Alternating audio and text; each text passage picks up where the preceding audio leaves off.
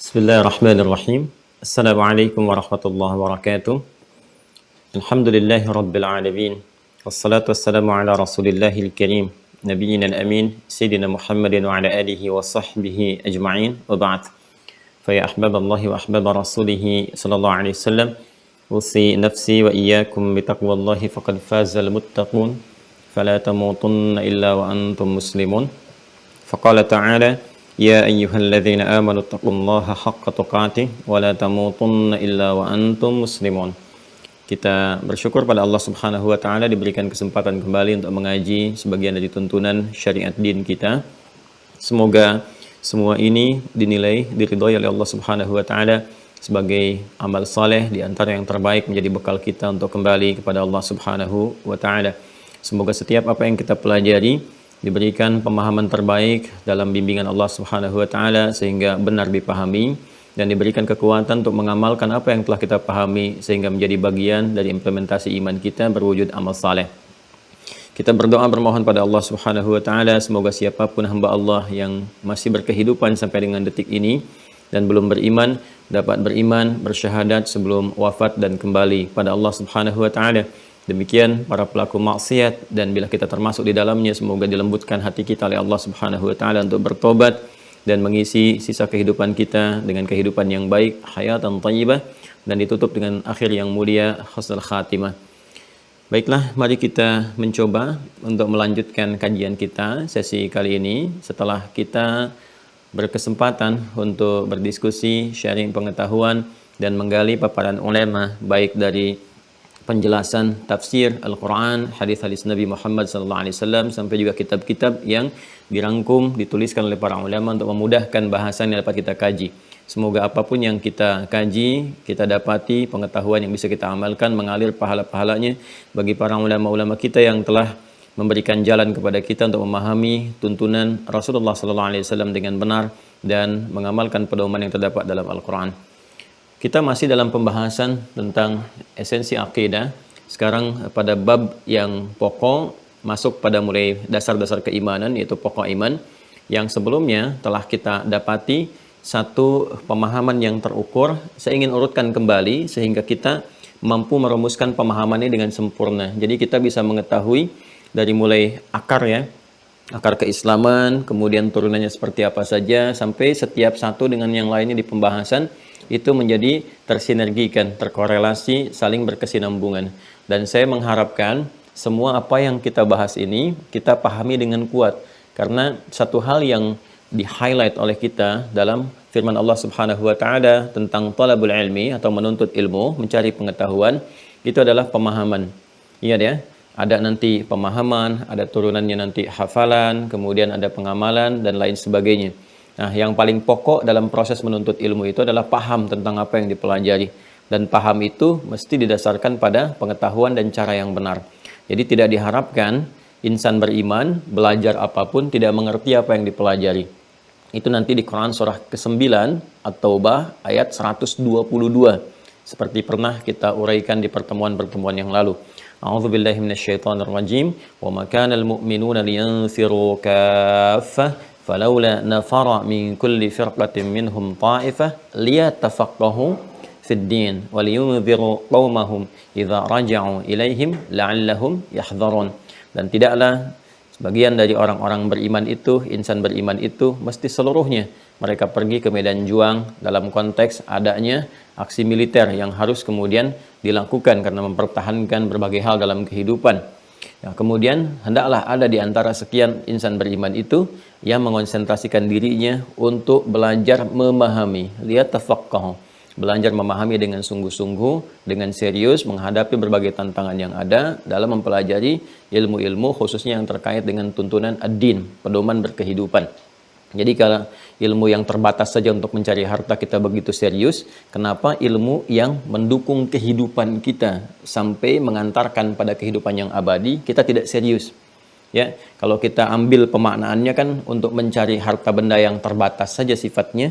Orang kan sekolah itu dari kecil itu. Bahkan ada sebagian cara pikir orang, ya sekolah itu untuk mendapatkan ijazah, sertifikat, dari sertifikat itu untuk mencari pekerjaan. Sedangkan pekerjaan yang didapatkan untuk mendapatkan materi dan sifatnya terbatas. Toh yang dikumpulkan juga nggak semua bisa kemakan gitu kan. Silahkan Anda dapat gaji misalnya 1 bulan, taruhlah misalnya 5 juta. Apakah seketika beli makanan langsung bisa habis? Kan tidak. Ada batasan-batasan yang bisa dikonsumsi. Nah, untuk mendapatkan itu, orang bisa sekolah dari TK sampai bahkan ke jenjang perkuliahan tertinggi sampai S3 untuk mendapatkan itu semua. Nah, sekarang mengapa hal-hal yang terkait dengan bekal kehidupan abadi kita, bekal akhirat kita, yang bahkan bekal ini pun mensupport kebutuhan duniawi kita. Karena kebutuhan spiritual akan memberikan dorongan kepada akal dan fisik untuk bergerak. Nah, ini kenapa tidak lebih sungguh-sungguh dibandingkan dengan yang pertama tadi? Karena itu Al-Quran memberikan penegasan di sini menggunakan ta yang diantara fungsinya menunjuk pada kesungguhan. Kemudian juga keseriusan menghadapi tantangan. Dia tafaqquh. Jadi ciri insan beriman itu kalau dia belajar dimanapun itu sampai kepaham. Ya, saya masih ingat betul ibunda saya itu waktu kecil ya, dengan ayahanda kami itu, ya, ayah saya sudah meninggal, semoga Allah memberikan ridha dan rahmatnya kepada beliau.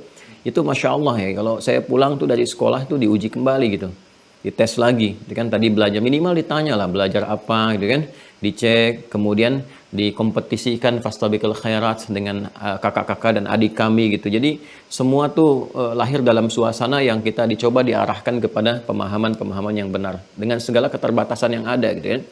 Nah, saya berharap para orang tua sekarang atau minimal kita sendiri pun gitu ya, kita mengecek kembali. Kan ada buku catatan, karena itu di Mira kan kita hadirkan juga fasilitas berupa buku catatannya ya. Kemudian nanti di situ dikoreksi ulang, dilihat kita ada pengayaan sehingga apa yang nanti kita pahami kita bisa dapati dengan benar dan disampaikan dengan benar kembali. Ya, jangan sampai nanti pahamnya keliru, begitu disampaikan ya bisa salah gitu. Itu yang disebut dengan dhalun mudil. Sudah salah, tersesat dan berpotensi menyesatkan orang lain. Itu sangat berbahaya, ya. Sangat berbahaya. Nah, teman-teman sekalian, karena itulah kemudian saya ingin mencoba memberikan garis kepahaman dulu sebelum kita memulai, dan nanti insya Allah saya akan coba buatkan bagan gitu ya, bagan pembelajaran kita. Jadi begitu teman-teman melihat bagan ini, oh mengerti, ini ke sini, dalilnya ini arahnya ke sini, sampai nanti berakhir pertemuan kita. Ya, jadi menjelaskannya Anda untuk mengevaluasi hanya tinggal bagan saja. Ya, kalau di Quran biasanya saya murajaah pakai angka gitu. Jadi begitu angka, kalau teman-teman dapatkan kan paket yang murajaah itu. Jadi begitu melihat angka kita udah terbayang Quran, dan semua juga yang kita kenakan nggak lepas dari angka kan, ukuran di peci nomor berapa gitu kan, baju nomor berapa, ya sampai hal-hal itu hadir, ini tanggal berapa gitu ya, dan sebagainya. Nah, ini di dalam pembahasan juga kita bisa buat simpulan-simpulan sehingga bisa tervisualisasikan dalam pemahaman kita. Saya ingin coba urutkan dulu sebelum kita akan masuk kepada titik yang terpenting sekarang, urutan pembelajaran kita. Mohon nanti teman-teman dicek ya, teman-teman dicek pemahaman ini jangan sampai terlewatkan gitu. Nah, yang kita pelajari di Mira itu kan esensi beragama dulu ya, esensi sampai kita menemukan pembahasan asal kita atau pokok kita, esensi beragama ya, untuk menjawab pertanyaan kenapa kita mesti beragama, ya kan? Kenapa mesti beragama? Jadi nanti kalau ditanya kenapa kamu harus beragama, ya kan? Kita bisa menjawab begini, begini, begini, begini, ya. Nah, ini sudah kita terangkan dari esensi beragama ini. Tuntutannya nanti kalau kita buat bagan ke sini, ya kan?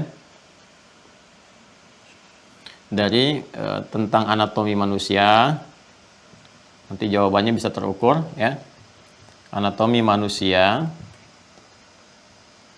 Nah, di anatomi manusia ini kita punya cabang. Di sini ada fisik, jasmani, kan? Kemudian ada rohani, roh. Kemudian ada aklani, akal. Ya, ini fisik. Kemudian yang ini roh, yang ini akal. Ya, manusia disebut dengan manusia harus memiliki 3 komponen ini. Dia harus punya fisik, tampilan, ya kan, untuk mengeksekusi segala tindakan dan menampakkan perilaku. Rohani ini generator spiritnya yang menggerakkan semua fungsi dalam tubuh pergerakan manusia. Akal yang mengikat antara fungsi rohani dengan jasmani, yang menerjemahkan perintah dari rohani untuk dieksekusi oleh fisik, oleh jasmani. Nah, semua ini butuh nutrisi seperti saya jelaskan, kaitan dengan agama, maka roh ini nutrisinya adalah ini, agama. Ya. Jadi kalau jasmani, fisik juga punya nutrisinya sendiri, sudah saya jelaskan. Yang baru bergabung, lihat di awal-awal penjelasan kita. Dia butuh makanan, butuh minuman, butuh support. Ini seperti di Al-Baqarah ayat 168 dan seterusnya. Akal juga demikian, butuh nutrisi, butuh makanan, ya. Kalau nggak disandingkan menunya, nggak ditampilkan, dia bisa lemah berpikir sehingga lemah berkehidupan. Karena itu orang-orang yang lemah pikirannya tidak pernah dilatih, itu lemah nanti dari perilaku, dari tindakan, dari respon dan sebagainya. Maka dia butuh makanan, butuh nutrisi berupa pengetahuan. Sudah saya bentangkan juga ayat-ayat pengetahuan di Al-Quran yang mensupport kebutuhan akal, bahkan sejak wahyu pertama diturunkan, Iqra bismi rabbikal ladzi khalaq, demikian seterusnya. Ketika jasmani, akalnya juga butuh nutrisi, maka roh pun butuh nutrisi. Kalau tidak, maka spirit kehidupannya akan lemah. Ini yang menjadikan mentalitasnya turun.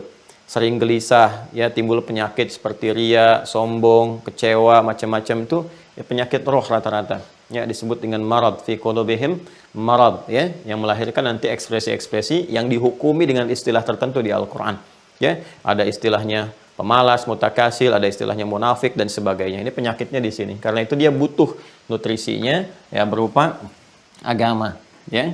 Agama. Kita ambil kata umum dulu ya dalam istilah kita itu agama. Seperti saya sampaikan dari bahasa Sanskerta artinya tidak, agama artinya rusak.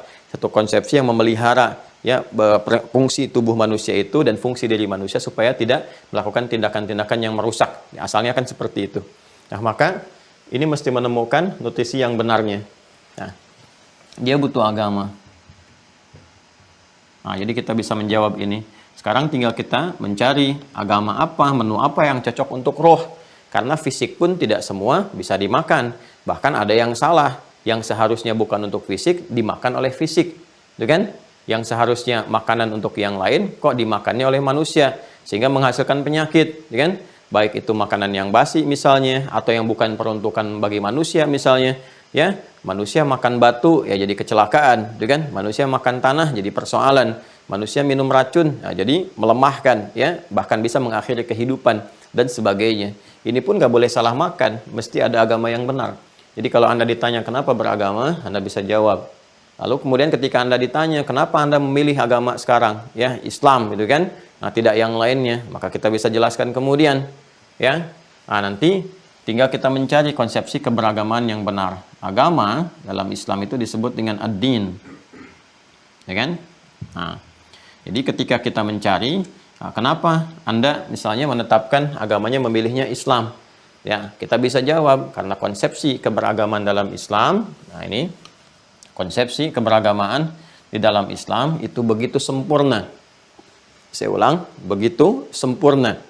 Ya, sempurna dalam 3 aspek utama gitu kan. Untuk menetapkan konsepsi agama itu kan ukurannya ada 3 seperti yang telah kita jelaskan. Ya, 1 dari aspek teologisnya. Nah, ini penting saya tuliskan kembali karena nanti ada keterkaitan dengan apa yang kita akan uraikan. Kemudian yang kedua dari aspek ibadahnya, ya kan? Sebagai konsekuensi kita dari berketuhanan, beragama. Dan yang ketiga dari konsepsi muamalahnya, interaksi sosial dalam kehidupan yang kita lakukan. Ya, jadi ketika ditanya kemudian, kenapa engkau beragama? Kita jawab tadi, seperti tadi ya. Kemudian kita harus menemukan agama yang benar, ya kan? Dalam pencarian ini. Nah, lalu untuk menguji agama itu konsepsinya benar, maka bisa diukur dengan 3 pendekatan utama. Secara teologis, yang terkait dengan aspek ketuhanan, karena seorang beragama pasti berketuhanan, ya kan? Landasan negara kita itu, pasal 29 ayat 1, negara berdasar atas ketuhanan yang Maha Esa. Ya, berarti negara Indonesia itu negara yang beragama. Sekalipun bukan negara agama, tapi negara yang beragama, yang menjalankan fungsi kenegaraan dan fungsi kebangsaannya berdasarkan nilai-nilai agama. Jelas ya? Ingat ya, beda antara negara agama dengan negara beragama. Ya, ingat dalam pasal 29 ayat 1 disebutkan negara berdasar atas ketuhanan yang Maha Esa. Jadi dasar berkehidupan berbangsa bernegara itu dengan berketuhanan, dengan beragama. Karena konsepsi pertama beragama itu adalah aspek teologis, berketuhanan. Ya. Bahkan dasarnya nanti di Pancasila kan yang pertama ketuhanan yang Maha Esa. Ya, jelas ya. Nah, jadi di sini teman-teman sekalian, karena itu setiap pelantikan pejabat disimpan dasar beragamanya ada. Kan ada Al-Quran kalau bagi yang Muslim tuh sumpahnya. Ya. saya berjanji dengan nama Allah Subhanahu wa taala, gitu kan? Bersumpah gitu. Nah, itu kan berketuhanan menjalankannya. Silakan cek di kop-kop pejabat bahkan ke presiden itu, ya. Itu di atasnya dituliskan sebelum dimulai keputusan Kepres dan sebagainya dengan rahmat Tuhan yang Maha Esa. Artinya apa? Fungsi kenegaraan, fungsi kebangsaan itu disopat dengan nilai-nilai keagamaan. Jelas ya? Nah, makanya kalau ada paham-paham yang bertentangan dengan agama atau menjauhkan kehidupan beragama dari kehidupan bernegara, ingin dipisahkan, itu sebetulnya bertentangan dengan undang-undang. Kalau kita sadar memahami itu bertentangan dengan undang-undang. Ya, jadi paham-paham sekuler, liberal, itu kan, pluralisme itu sebenarnya nggak boleh ada dari hukum kebangsaan kita, tata negara kita. Kalau kita ingin lebih dalam kajinya, eksplorasi lebih dalam, ya. Nah, sekarang kita kembali ke sini. Jadi untuk menguji satu konsepsi agama benar, satu aspek teologisnya, aspek ketuhanannya. Karena pasti beragama itu berketuhanan. Bagaimana kita bisa beragama kalau nggak ada Tuhannya? Nyembah siapa, gitu kan? Nah, maka dari sini teman-teman sekalian, ini mesti benar. Di dalam Islam, seperti pernah saya jelaskan sebelumnya, ya, ini bisa diuji, ya. Kemudian di luar Islam pun itu punya aspek teologisnya, ada Tuhannya dan sebagainya. Nah, kemudian ibadah di dalam agama kan harus ada pembuktian. Setelah menetapkan Tuhan, ada konsekuensinya, ya. Kita menetapkan Tuhannya misalnya A, kita tetapkan dalam Islam Allah Subhanahu wa taala. Pasti konsekuensi menuhankan itu kita mesti menyembahnya. Karena itu mesti ada aturan ibadah, bagaimana cara beribadah kepada Tuhan itu, ya. Dampak dari menuhankan ini, kita beribadah, pasti ada implementasi dalam kehidupan sosial. Dampak kepada kehidupan kita secara sosial apa dari ibadah itu? Kalau nggak ada dampaknya, untuk apa kemudian kita beragama kalau nggak ada pengaruh dalam kehidupan sosial kita? Ya mesti ada turunan antara penyembahan kepada Tuhan dalam konsep ibadah, kemudian pengaruhnya kepada kehidupan kita. Memberikan apa sih fungsi ibadah itu dalam kehidupan kita? Kalau nggak ada fungsinya, kenapa kita mesti beribadah? Kenapa mesti beragama? Kan? Nah, jadi di sini kemudian kita gali lebih dalam, baik konsepsi teologis, ibadah, ataupun muamalah. Ya, nah, dalam semua tiga aspek ini secara keseluruhan, yang paling memenuhi secara sempurna, terstruktur, terukur, ya, komprehensif dan holistik, menyeluruh semua ajarannya itu ditemukan dalam Islam. Ya, Islam. Setelah kita gali, dan itu dipersilahkan untuk diuji, ya. Dipersilahkan untuk diuji turunan-turunannya. Konsep teologisnya jelas, seperti pernah saya uraikan. Silahkan cek di pertemuan pertama kita. Ya, sangat jujur, sangat terbuka, dikomparasikan, bahkan kemudian pede dikatakan, Innani anallahu la ilaha illa ana fa'budni wa aqimis salata li dzikri. Sungguh hanya akulah satu-satunya Tuhan, Allah Subhanahu wa taala. Akulah Tuhan yang layak dipertuhankan, gak ada Tuhan selain aku. Maka buktikan dengan menyembahku, ibadah, wa aqimis salata li dzikri, dan fungsi ibadah itu diterapkan dalam kehidupan. Contohnya menunaikan salat. Apa fungsi salat? Tanha 'anil fahsya'i wal munkar. Tanha 'anil fahsya'i wal munkar dibawa ke muamalah. Ya, ini baru satu ayat gitu. Ya, kita turunkan ke sini. Jadi teologisnya jelas, ya, kemudian aspek ibadahnya terukur, nggak ada di muka bumi ini tuntunan yang menuntun kita beribadah dari bangun tidur sampai dengan tidur lagi. Ya, yang dengan itu dijelaskan, kalau kamu mengerjakan ini, doanya seperti ini bimbingannya seperti ini. Apa yang didapatkan dari situ kalau kamu kerjakan, nih dampak ke dunianya akan seperti ini. Lalu dicatatkan pahala saat kamu meninggal, pulang ke akhiratnya akan seperti ini. Ya, bahkan diatur sedemikian rupa polanya, seperti sholat misalnya, secara ritual, dijelaskan dari awal sampai akhir. Mulai memilih air yang berkualitas seperti ini, cara menggunakannya seperti ini. Sebelumnya menghadap ke arah kiblat, kiblatnya seperti ini. Kalau kita nggak mengetahui kiblat, ngadepnya ke sini. Ya, kemudian setelah itu dibimbing dari awal mula sholat, dari mulai takbir sampai dengan salam. Gerakannya khusus, sempurna bacaannya, ya kan? Nggak bisa ditiru oleh manapun. Kemudian ada dampaknya dalam kehidupan, dijelaskan. Makna takbir tuh begini, mengangkat tangan tuh artinya seperti ini, dampaknya ke kehidupan seperti ini. Terbawa semuanya. Ya, di aspek muamalah juga demikian. Menata diri seperti ini, bergaul dengan orang tua ayatnya ada, bergaul dengan anak-anak ayatnya ada, bergaul dengan tetangga tuntunannya ada, bergaul dalam pekerjaan tuntunannya ada, bahkan urusan ke toilet pun itu diatur juga. Ya, dari mulai kehamilan ada tuntunannya, setelah melahirkan memberikan ASI ada tuntunannya, mau berpendidikan ada tuntunannya, bergaul mencari pasangan ada tuntunannya, kehidupan rumah tangga ada tuntunannya, sampai kita pun diatur ini yang dikerjakan, ini yang nggak boleh dikerjakan, nggak boleh menipu, nggak boleh menghina, nggak boleh bikin hoax, nggak boleh mencela, ini yang dilakukan begini, begini, begini, semua sempurna, sampai mau meninggal pun diberikan tuntunannya. Kalau kamu ingin meninggal tenang, begini nih. Kalau kamu mengerjakan ini resikonya. Di alam kubur nanti kalau setelah meninggal tuh akan terjadi seperti ini gitu. Itu coba silahkan bandingkan. Anda nggak akan temukan yang seperti itu. Sempurna sekali. Sempurna. Ya, dan semua yang dikerjakan dapat balasan. Karena itu Islam dinamakan oleh Allah dengan ad-din yang sempurna. Turun Quran surah ke-3 Ali Imran ayat ke-19. Inna ad-dina indallahil Islam. Ya, kama tadinu tudan. Kama tadinu tudan gitu kan. Sebagaimana engkau mengerjakan semua pedoman dalam tuntunan Islam itu, engkau akan dibalas oleh Allah. Ya, dalam dunia diberikan kemudahan-kemudahan, di akhirat diberikan kenyamanan-kenyamanan. Dan din juga, akar kata juga diambil dari kata dana. Ya, dana yadnu dunuwan, sesuatu yang dekat, sesuatu juga yang rendah. Ya, dekat itu artinya apa? Kalau kita kerjakan semua konsepsi ini, maka akan mendekatkan kita kepada Tuhan, kepada Allah Subhanahu wa Ta'ala. Yang dengan kedekatan itu kita akan diberikan satu tempat yang terhormat dan dijaga dari segala hal yang merendahkan kehidupan kita. Jelas ya? Dan kaitannya juga dengan dunia, seakar juga. Adin nanti konsepsinya juga diterapkan dalam kehidupan dunia, sesuatu yang dekat, sesuatu yang cepat. Dan apa yang kita kerjakan di dunia ini berlangsung dengan cepat. Kayaknya baru kemarin kan kita ketemu, sekarang udah ketemu lagi. Kayaknya baru kemarin kita mulai, ternyata sudah pertemuan yang ke-6 gitu kan. Nah ini sesuatu yang semua terkonsepsi dengan sempurna di dalam Islam. Nah, di sini saya menetapkan kemudian karena ini jelas, ini jelas, ini jelas, saya menetapkan sebagai Islam sebagai din yang saya pegang, berkehidupan, saya jaga sampai dengan meninggal. Itu pun masih ada ayatnya. Ali Imran ayat 102 itu. Ya kan? Ya ayyuhalladzina amanu, hai orang-orang yang telah yakin, ya kan? Ittaqullaha haqqa tuqatih, tingkatkan ibadahmu, tingkatkan kebaikan-kebaikanmu, tingkatkan kemuliaanmu. Takwa itu simbol kebaikan, gambaran kemuliaan. Dan itu ada nanti perangkatnya, begini cara mengerjakan sehingga disebut takwa, begini cara melakukan sehingga disebut takwa. Ada aspeknya nanti terkait dengan penghambaan kepada Allah, ini bagian takwa.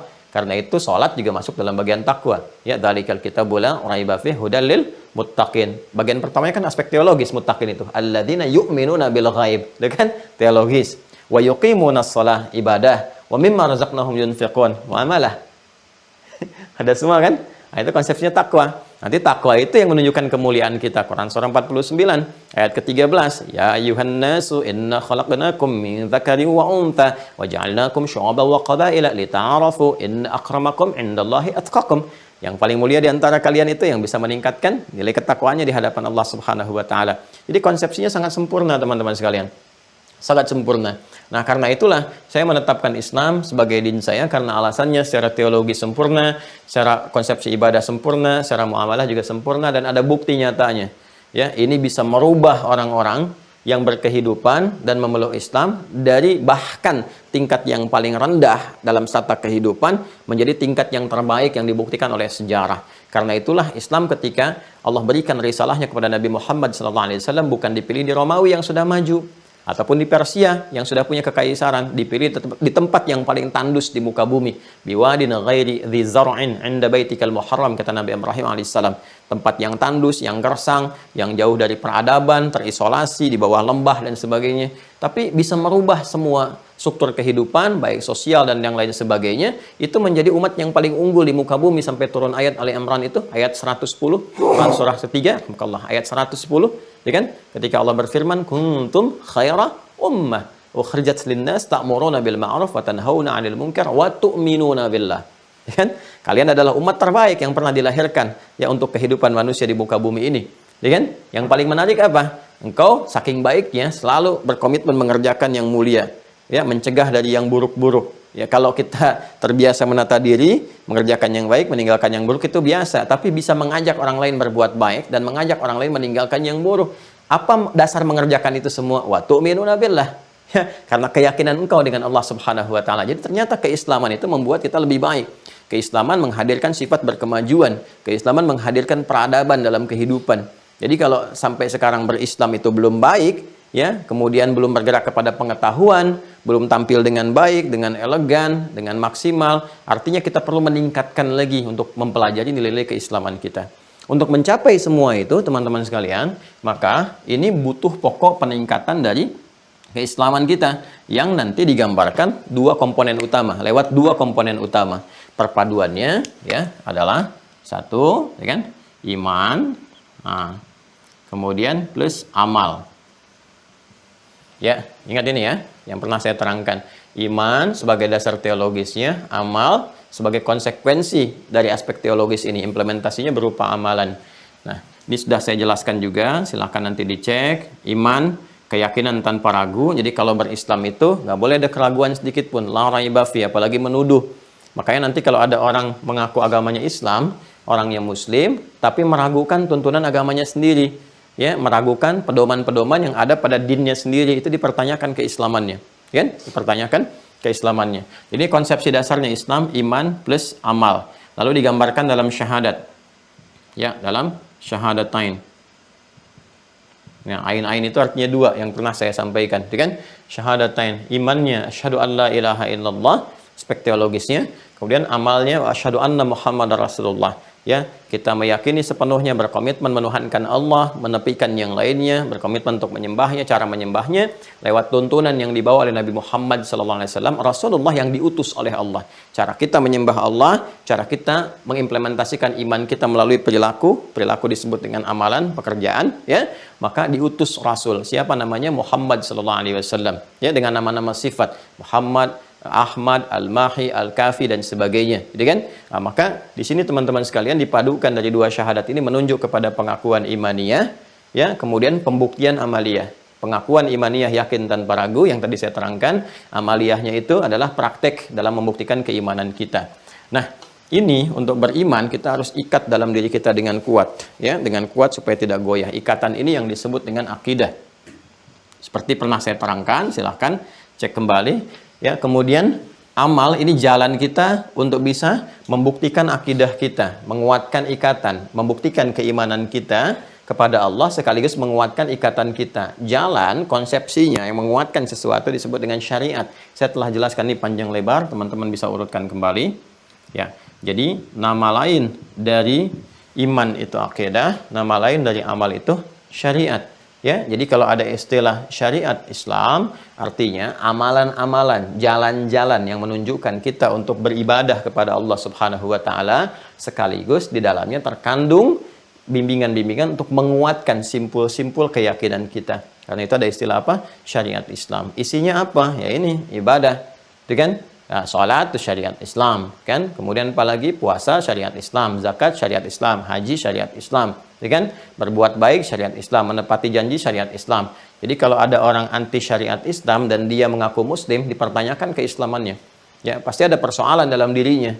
Ya, saya tidak meyakini kewajiban dalam syariat Islam. Nah, dipertanyakan keislamannya, itu kan? Boleh jadi kurang pengetahuan. Ya, tapi yang jadi persoalan sudah kurang pengetahuan, mengajak orang lain untuk kurang pengetahuan juga, ini bermasalah. Ya, ini jadi persoalan. Nah, kita fokus lagi ke sini ya. Jadi ini konsepsinya. Ada akidah, ini adalah gambaran dari iman, refleksinya. Kemudian ada syariat juga, ini senafas dengan amal. Nah, ini ya teman-teman sekalian.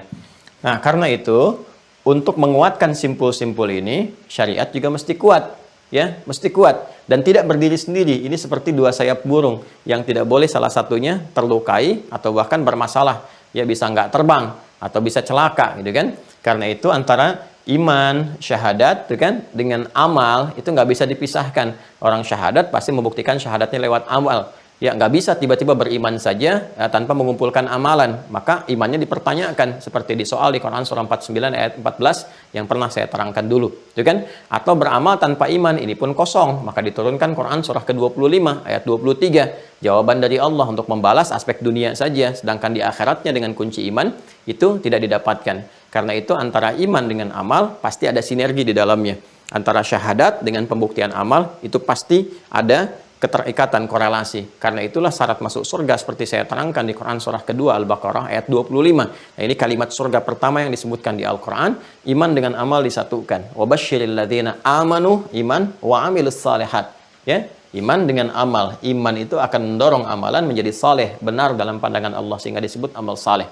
Ya, jadi nggak mungkin orang tiba kemudian bisa mudah mengucapkan asyhadu alla ilaha illallah apalagi di penghujung hidupnya, gitu kan? Kecuali apa? Kecuali dia benar-benar telah membiasakan beramal dalam kehidupannya sehingga amal itu akan membuat ikatan kuat dalam dirinya yang terbawa sampai dia akan wafat. Jadi itu yang memudahkan dia mengucapkan asyhadu alla ilaha illallah. Kalau dia nggak pernah beramal soleh, apalagi amalnya salah, itu jangan dikira bisa mengucapkan di akhirnya la ilaha illallah, belum tentu. Jadi semua saling mensupport, semua saling mendukung di sini.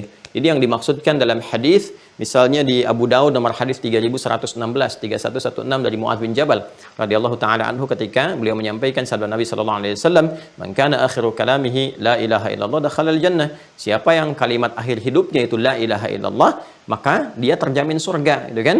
Dia terjamin surga. Nah, bagaimana dia bisa mengucapkan la ilaha illallah di situ dengan mudah di akhir hidupnya? Maka diikat dengan hadis yang lain, keterangan Nabi. Ketika kita tanyakan pada Nabi, maka dijawab oleh Nabi sallallahu alaihi wasallam lewat hadis yang disampaikan oleh Ubadah bin Samit radhiyallahu taala anhu. Ketika Nabi mengatakan, "Man syahida ya alla ilaha illallah wa anna Muhammadan abduhu wa rasuluhu wa anna Isa abduhu wa rasuluhu ya wa kalimatun alqaha ila Maryam wa ruhum minhu." Ini dakhala al-jannata bima kana alaihi minal amal. Siapa yang mampu berkomitmen mengucapkan ya sampai akhir hidupnya la ilaha illallah dan Muhammad SAW hambanya dan rasulnya, Isa alaihissalam hambanya dan rasulnya, ya kalimat yang Allah tetapkan pada rahimnya Maryam dan kemudian yang ditiupkan ke dalamnya lahir, itu kan artinya apa? Sama nabi-nabi yang lain, kita meyakini ada nabi-nabi sebelum Nabi Muhammad SAW dan Nabi Muhammad penutup dengan syariat yang sangat sempurna, digambarkan demikian kan. Siapa yang komitmen dengan itu semua, kemudian diteruskan hadisnya, dia akan berpotensi masuk surga ketika dia mampu mewujudkan kalimat syahadat itu lewat amal, diukur lewat amal. Nah, karena itulah kemudian hadis ini menjelaskan hadis yang pertama sekaligus memberikan keterangan pada tafsir ayat 25 dari surah Al-Baqarah. Wabasyiril ladzina amanu wa amilus shalihat. Jadi jangan dikira orang bisa mudah kalimat dibacakan la ilaha illallah masuk surga. Tidak demikian kalau nggak pernah beramal. Itu kita bisa saksikan dalam kehidupan. Makanya saking susahnya itu ya, kita diminta serius mengerjakan amalan, nanti saat sakarat akan sesuai dengan kebiasaannya. Yang biasa baca Quran seperti pernah saya terangkan di podcast kemarin kan, yang biasa baca Quran dan meninggal lewat bacaannya, diisi dengan kalimat tauhid yang kuat, kan? Ada yang kemudian biasanya sholat, meninggal dalam sujudnya dengan kalimat tauhid yang kuat. Itu sampai Imam Abu Daud kan memasukkan di kitabnya bab talqin. Ya, di kitab yang ke-15, Kitabul Janaiz, bab yang ke-20, babun fit talqin.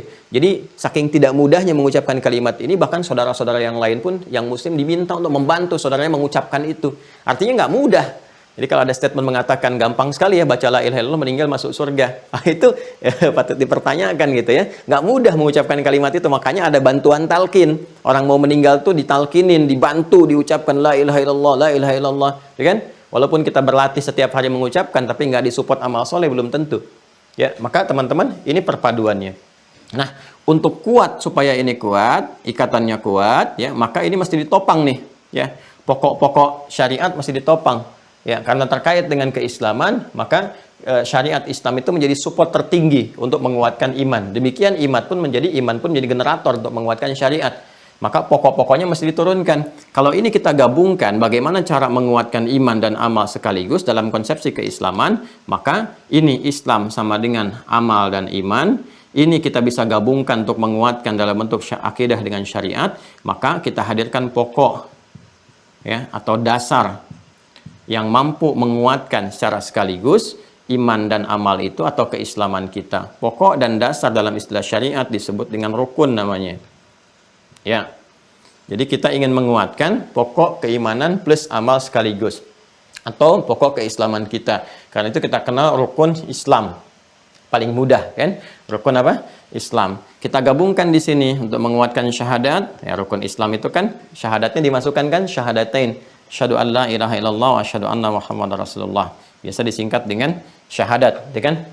Wa kalimatun biha kalamun qad yu'am. Ya, kalau di Alfiyah kan ada gitu ya. Kalau kita belajar gramatikal bahasa Arab, tingkat tertingginya ada di antaranya pelajaran Alfiyah. Ya, dikarang oleh Ibnu Malik, disyarah oleh Ibnu Aqil dan turunannya. Ya, kalamuna lafdhun mufidun kastaqim wasmun wa fi'lun thumma harful kalim wahiduhu kalimatun wal qawlu am wa kalimatun biha kalamun qad yu'am. Jadi kalau kalimat ini kita bisa dipahami kalimat syahadat. Ya, syahadat maksudnya yang dimaksudkan adalah mencakup kalimat yang sempurna. Ya, asyhadu an la ilaha illallah, asyhadu anna Muhammadar Rasulullah. Itu kalimat iman kita ucapkan. Turunan amalnya yang pokok untuk mengimplementasikan syahadat. Tuliskan lagi ada salat, ya kan? Nah, kemudian ini karena pokok dasar, maka rukunnya pun nanti jadi pokok dasar. Ya, jadi syahadat yang pokok ini, salatnya yang pokok. Salat yang pokok itu 5 waktu, ya. 5 waktu 17 rakaat. Dan nanti dalilnya ada. Nggak mungkin nih, nggak ada dalil, nggak mungkin. Ya, nanti syahadat dalilnya di Quran ada, Banyak sekali. Ya, fa'lam annahu la ilaha illallah innani anallahu la ilaha illa ana fa'budni wa aqimis salata li dzikri Allahu la ilaha illa huwal hayyul qayyum. Ya, dan seterusnya. Ini dalil syahadat. Dalil salat ada 5 waktu banyak di Quran. Jadi kalau ada orang kemudian mengatakan nggak ada dalil salat 5 waktu dalam Al-Quran, ini dipertanyakan, baca Quran nggak? Jangan-jangan nggak baca Quran. Kalau baca Quran pasti tahu, ya. Ya, pasti tahu. Ini kita sudah banyak mempraktekkan, kita udah 15 abad mempraktekkan. Anda masih sibuk mencari dalil. Ini kan pertanyaan. Ya, kita udah praktekkan tiap hari gitu. Anda masih sibuk mencari dalil dan masih bertanya gitu. Itu pasti ada di Al-Quran. Nanti kita turunkan. Ada yang langsung sekaligus, ada yang ditempatkan di ayat tertentu. Ini banyak sekali. Ya, misalnya di Al-Isra ayat 78, aqimis salata liduluki syamsi ila ghasaqil laili wa qur'an al-fajr inna qur'an al-fajr kana mashhuda. Ada di Quran misalnya surat Hud ya, surat 11 ayat 114, aqimis salata tarafain nahar wa zulafan minal lail. Banyak sekali. Bahkan nanti disebutkan ini yang salat zuhur, ini yang salat isya, ini yang salat asar, ini yang salat maghrib, ya, ini yang salat subuh. Jelas sekali kalimatnya, wa qur'an al-fajr inna qur'an al-fajr kana mashhuda, dan seterusnya. Bahkan yang paling hebat tuh begini. Disebutkan secara umumnya, ya, gambaran waktu sholat bagi orang beriman pasti tahu. Quran surah keempat ayat 103, ya, ketika Allah mengatakan fa idza qadaytumus salata fadhkurullaha qiyaman wa qu'udan wa 'ala junubikum fa idza tma'nantum fa aqimus shalah inna salata kanat 'alal mu'minina kitaban mawquta.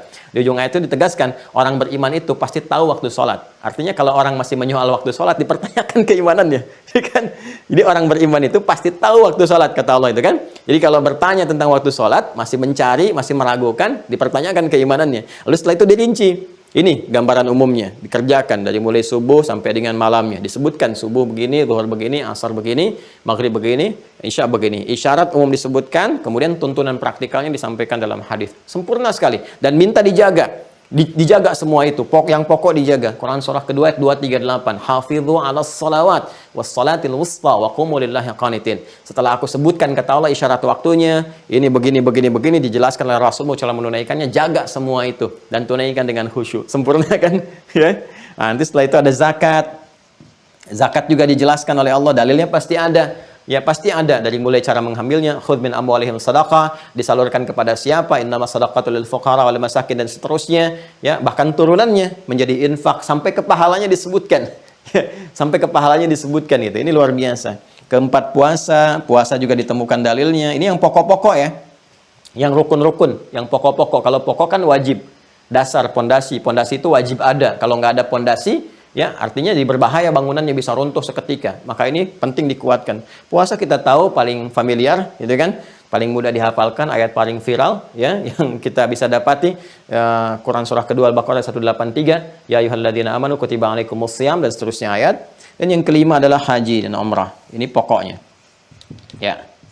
Ya, haji dan umrah. Dalam haji ini terkandung nanti umrah pada umumnya ya.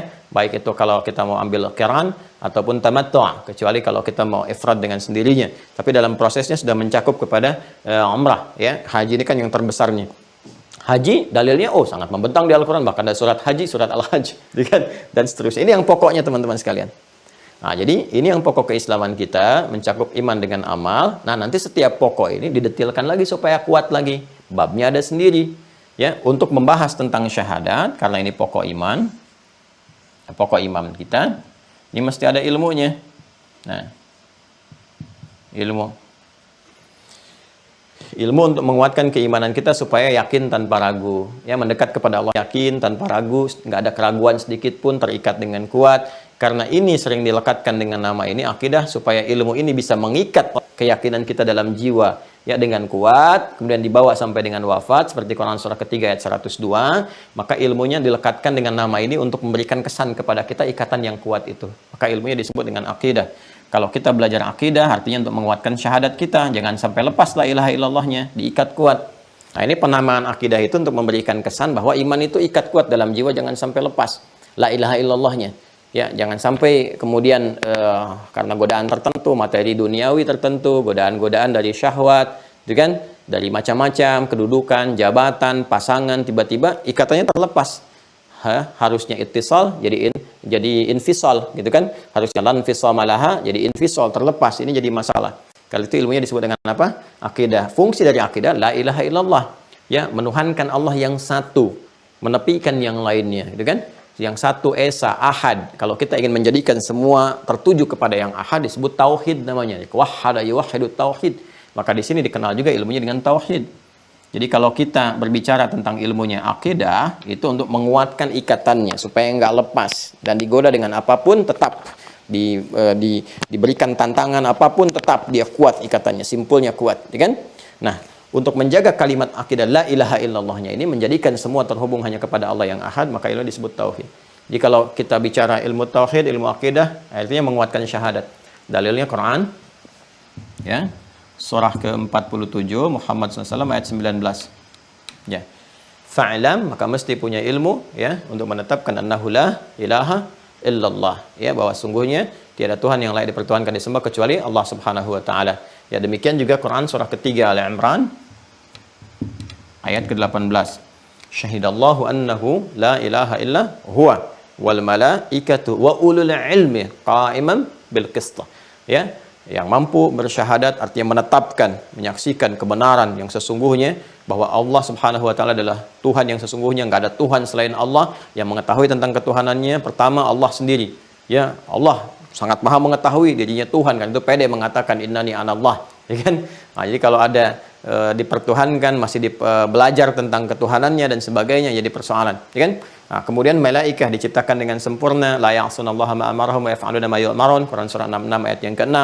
Kemudian untuk mengetahui itu dengan sempurna Allah turunkan juga pengetahuan, ya, untuk menetapkan Allah sebagai Tuhan. Wa ulul ilmi qa'iman bil qist, sepanjang qa'iman bil qist. Jadi ilmunya digunakan secara benar, bukan untuk mencari pembenaran tapi mencari kebenaran. Karena itu Islam membuka, silahkan temukan, dan objektif sekali. Silahkan nih tandanya, ini ukurannya dan sebagainya. Anda temukan, yakin benar, silahkan yakini, imani, kan? Tapi kalau Anda menolak kebenaran ini, Anda memilih yang lain, yaitu pilihan, dihormati. La ikraha fid din, la ikraha fid din. Nggak dipaksa, cuma ketika pulang menghadap kepada Sang Pencipta, masing-masing membawa konsekuensinya sendiri. Sangat fair, sangat objektif, ya. Nah, ini teman-teman sekalian. Nah, ini untuk menguatkannya. Nanti ini pun ada ilmunya lagi, detilnya, setiap detilnya ini. Nah, syariat, ini syariat, ya kan? Jalan untuk menguatkan akidah, jalan untuk bertauhid, ini syariat. Ini ada ilmunya, disebut dengan fikih nanti. Ya. Makanya kita kenal fikih salat, fikih zakat, fikih puasa, fikih haji. Kita belum pernah dengar kan ilmu salat kan? Ilmu zakat, ilmu puasa, ilmu haji belum pernah dengar kan? Tapi disebutnya fikih. Ini yang terambil di Quran surah ke-9 ayat 122. Tuh, lihat tafaqahu fid din, untuk mempelajari tafaqquh dari kata fikih akarnya. Ya, dari kata fikih, lihat tafaqahu fid din. Semua yang terkait dengan ad-din, dengan Islam. Islam itu apa pokoknya? Ya ini, ya. Nah, makanya Imam Abu Hanifah menyebut yang tauhid pun itu fikih akbar yang tertinggi dari segalanya. Ini ilmunya fikih yang ini. Dia paham. Kalau belajar sholat sampai paham. Dia mengerti yang dibaca dan dilakukan dalam sholat. Nanti kita akan belajar ini sampai detil. Dia jangan sampai kita mengerjakan tapi nggak ngerti. Tawaf putar-putar nggak ngerti. Wukuf cuman duduk nggak ngerti yang dikerjakan. Jadi kenikmatannya nggak terasakan. Puncaknya sholat, rukuk, sujud ribuan kali nggak ngerti yang dibacakan disampaikannya, dia bermasalah.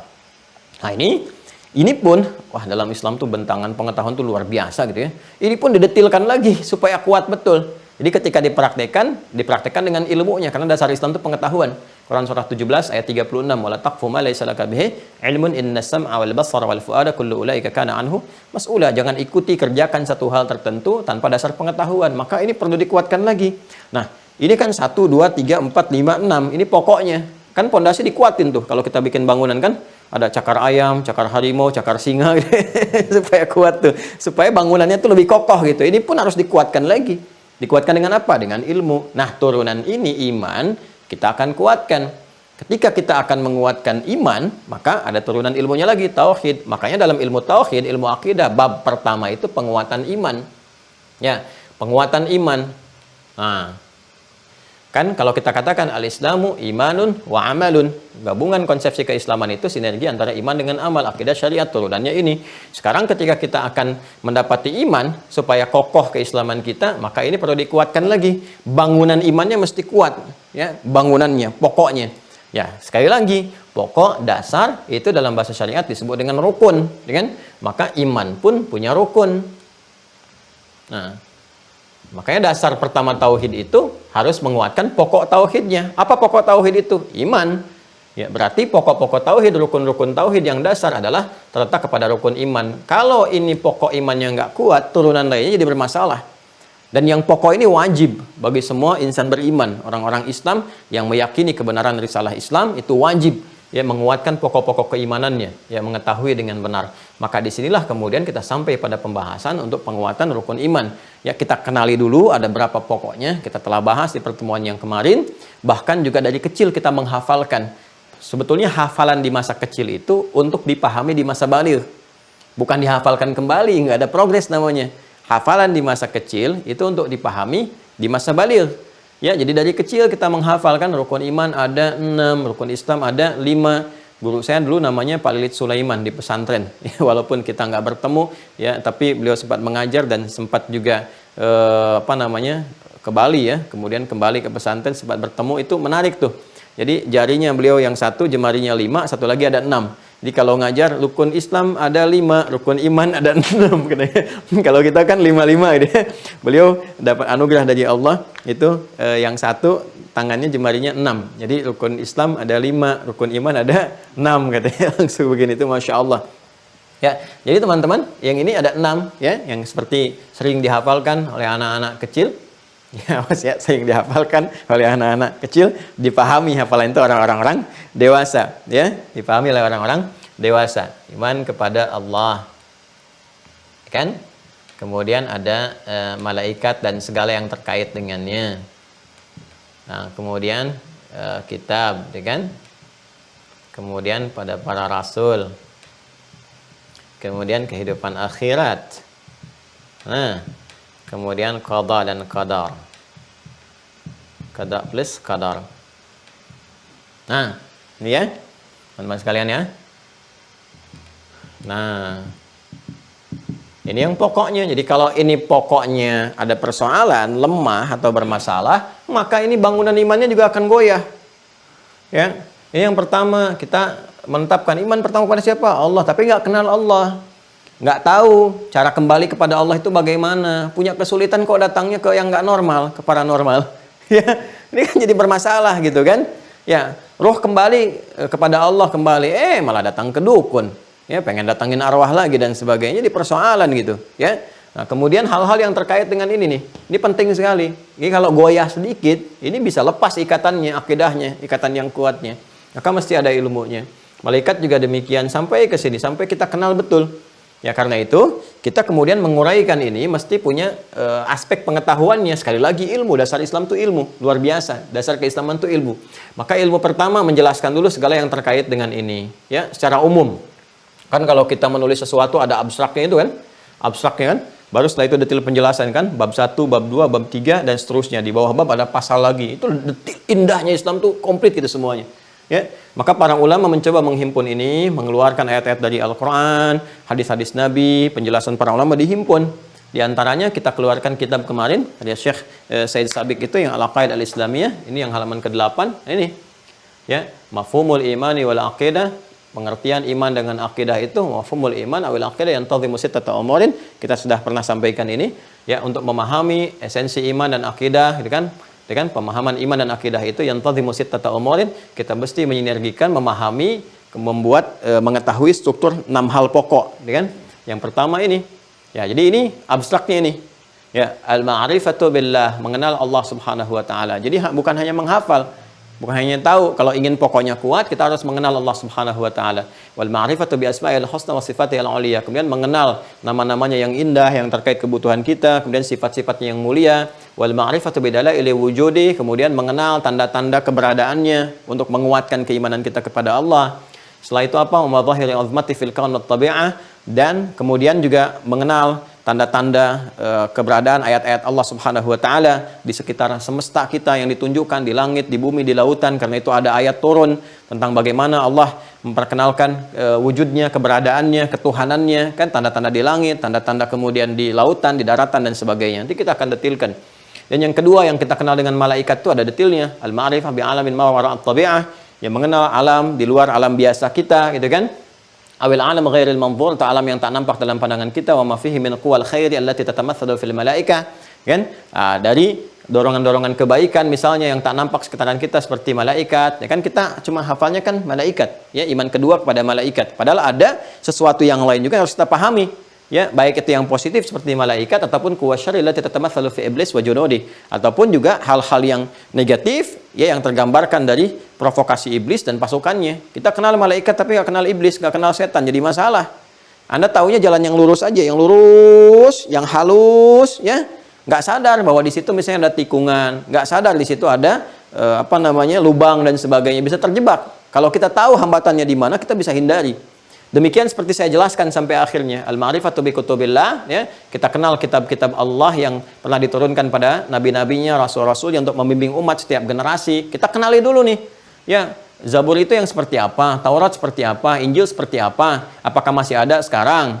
Ya, kalau misalnya berubah bagaimana, seperti apa, diturunkan bagaimana, isinya bagaimana, untuk umat siapa, supaya kita paham. Ya, makanya ketika kita mengenal Quran, kita mengerti, oh ini maksudnya menyempurnakan yang sebelumnya. Oh ini maksudnya kalau yang sebelumnya untuk umat terbatas, ini untuk umat manusia keseluruhan. Oh ini yang menjadikan Al-Quran itu selalu abadi, ya selalu membawa bimbingan dalam setiap perubahan-perubahan kehidupan, nggak pernah terpengaruh, selalu sesuai di generasi manapun, di tingkat kehidupan apapun, dalam konteks kehidupan dunia sampai berpulang kepada Allah. Mengenal nabi-nabi Allah, ya dikenali dari Nabi Adam sampai Nabi Muhammad SAW dengan mukjizatnya. Kadang-kadang lupa karena nggak kenal mukjizat, disangkanya lebih daripada itu. Ya harus kenal kita. Ya misalnya mukjizat Nabi Adam itu apa untuk kenabiannya gitu kan? Sampai ke Nabi Nuh, sampai ke Nabi Musa. Tahunya kan kita sepintas-sepintas parsial, ya. Ya contoh begini misalnya. Nabi Musa kita kenal dengan tongkatnya, tongkat yang kalau dipukulkan keluar air, itu kan Al-Baqarah 60. Tongkat pukulkan ke lautan terbelah dan seterusnya gitu kan.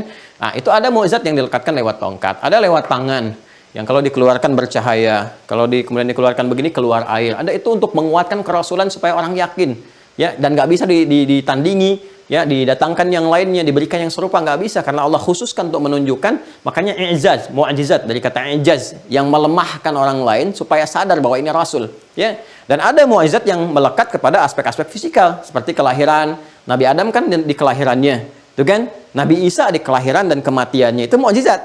Kelahiran mukjizat, lahirnya mukjizat, ya. Kecil langsung bisa bicara, mukjizat. Meninggalnya pun mukjizat, ya. Ada yang lewat misalnya kemampuan untuk mengucapkan dengan izin Allah yang mati jadi hidup, ya, seperti Nabi Ibrahim alaihissalam, Nabi Isa alaihissalam. Nah, ada yang memahami secara parsial, menetapkan ini mukjizat tapi ini tidak, sehingga memberikan kesan melebihi apa yang melekat kepadanya. Dari Rasul naik status jadi Tuhan misalnya dan sebagainya, jadi persoalan. Kalau kita nggak paham ini, nggak mengerti yang keempat ini nanti jadi persoalan.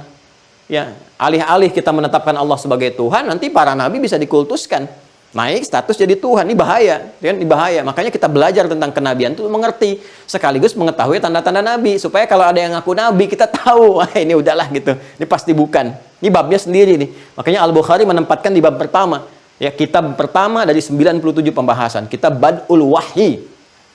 Ini akhirat untuk membuat kita yakin supaya nggak terlalu fokus dengan dunia. Ngumpulin, tiba-tiba meninggal, yang dikumpulkan pun nggak digunakan, ya. Nah, ini qada dan qadar membuat kita itu terukur dalam berkehidupan supaya nggak banyak kecewa. Kalau ada sesuatu terjadi dalam pandangan kita gagal, tapi kalau kita belajar rumus qada dan qadar, oh ini bukan gagal sebetulnya. Ya, boleh jadi dipalingkan oleh Allah kepada apa yang kita butuhkan, atau dibalik ini ada sesuatu yang berbahaya saya nggak tahu. Kalau kita semua paham hukum ini, enak berkehidupan itu.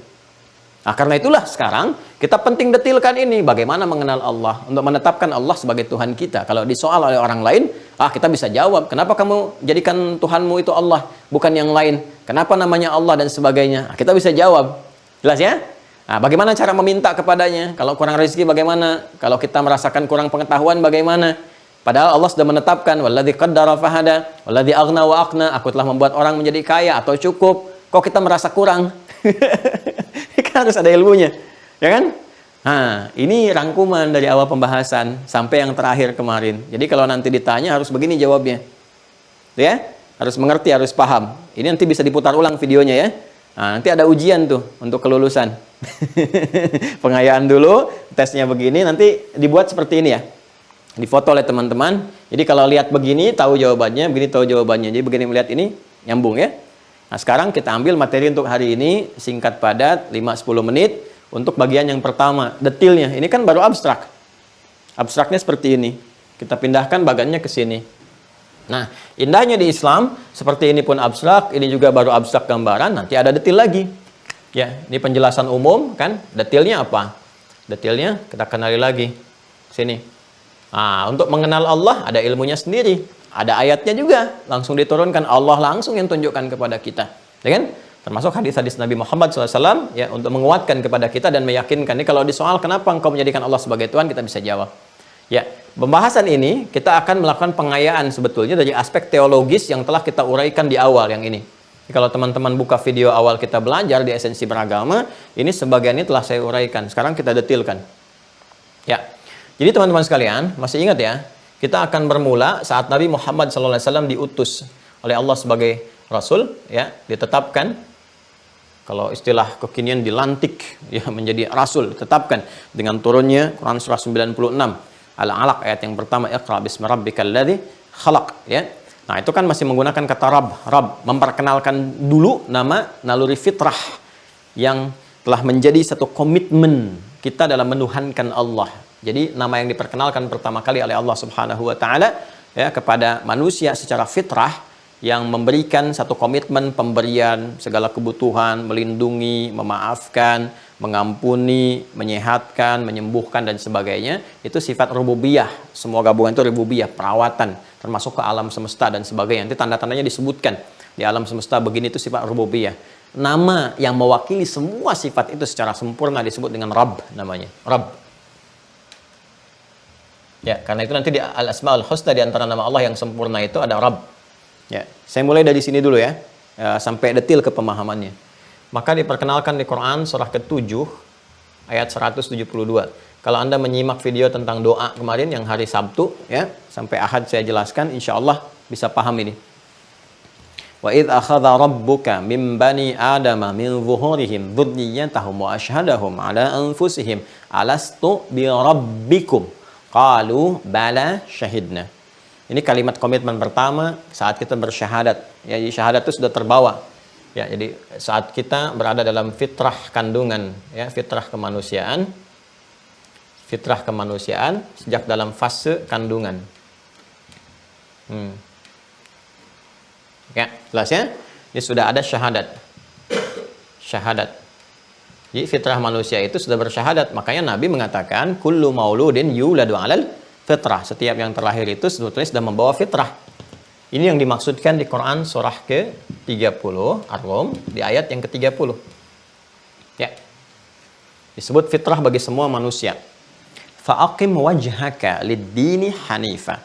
Maka hadapkan, patuhkan dirimu pada ketentuan ad-din, hanifa secara lurus dan benar. Patuh, lurus dan benar. Kepada apa? Ad-din.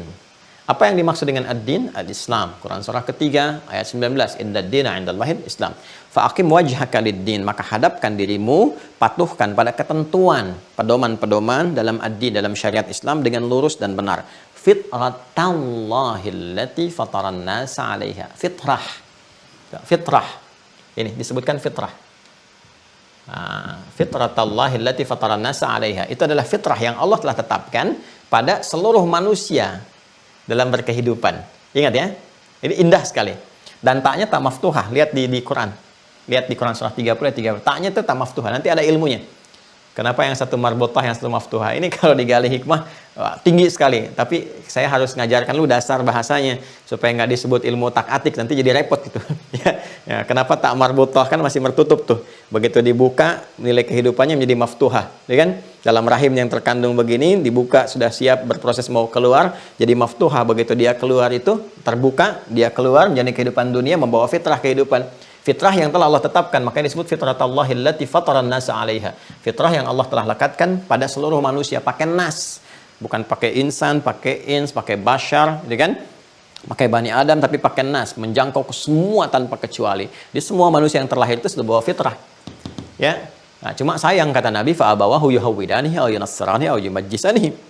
Maka lingkungan sekitar, abawa itu jangan selalu diartikan dengan orang tua ya, karena ada yang lahir orang tua meninggal.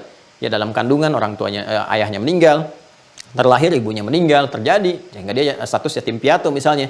Tapi Allah hadirkan perawat sekitarannya, ada pamannya, bibinya, kakeknya, neneknya dan sebagainya, gitu kan? Bahkan dia sekolah, lingkungan, ada kerabat, tetangga, sekitaran. Nah, ini berpotensi juga. Bahkan orang tua ada, orang tua bagus, tapi lingkungan membentuk dia menjadi tidak bagus misalnya.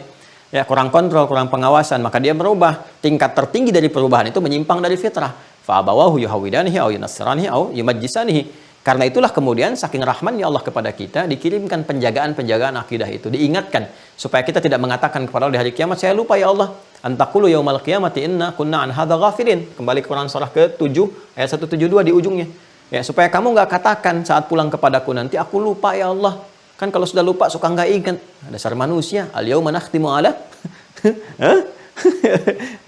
ala apa?